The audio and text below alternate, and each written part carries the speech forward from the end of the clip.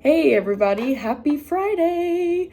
I am at the Cornbread Hustle office today because on Fridays and Wednesdays I am in South Dallas teaching a class for people who were recently released from prison, and we are just going over some quick information on how to take that first step into finding meaningful employment that works for them for whatever situation that they are in.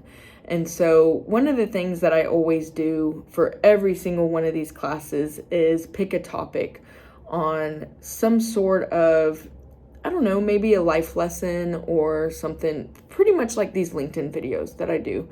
Something that I've discovered or some kind of personal experience that I can share with them and open up the room for discussion. And one thing that I always talk about, because I think it's so important, and I wish I would have had more of awareness on this when I first got sober, was that there is a grieving process when it comes to positive change.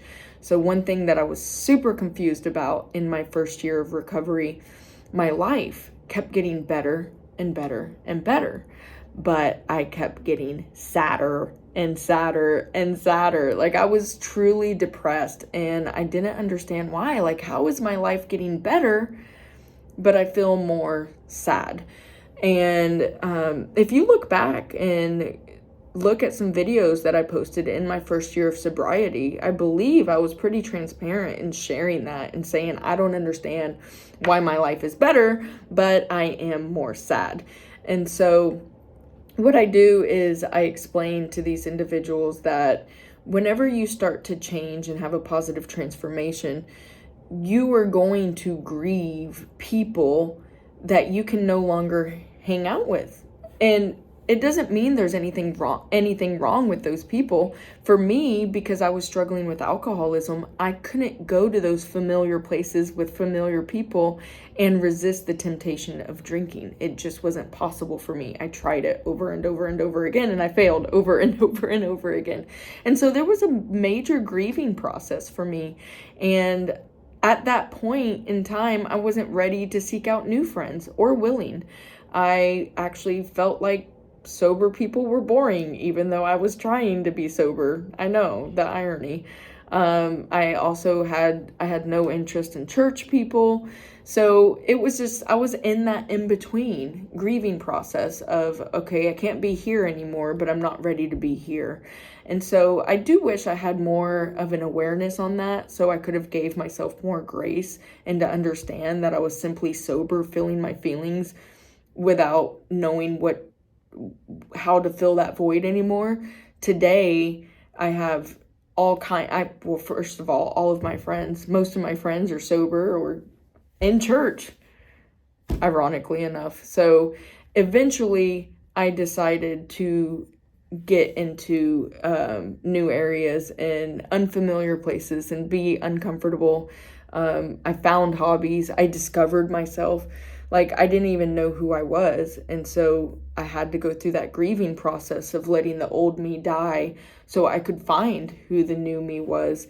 And so that was really difficult for me. And not everyone is going to cheer you on for positive change. And that was really confusing to me too. Like, what? I'm getting sober. Like, I'm getting my life on track. I'm not getting arrested anymore. Like, why are you being mean to me, or why are you dismissing me or discouraging me? And I realize now that some people, if they're not ready and your change brings them a discomfort on the inside, then it's easier for them than to look inward to just dismiss what you're doing. And so that's why they say you have to be your biggest cheerleader for a while until you find new friends. And I'm not, again, like, old friends, it's not like there was anything wrong with them. I just couldn't be in those situations at those places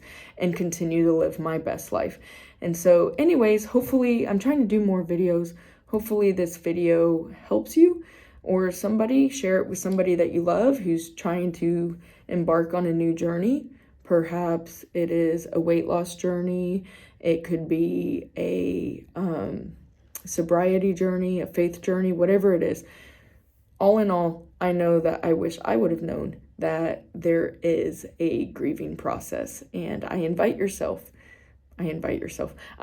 you to give yourself some grace and to allow yourself to feel those feelings. Everyone have a great weekend. Bye.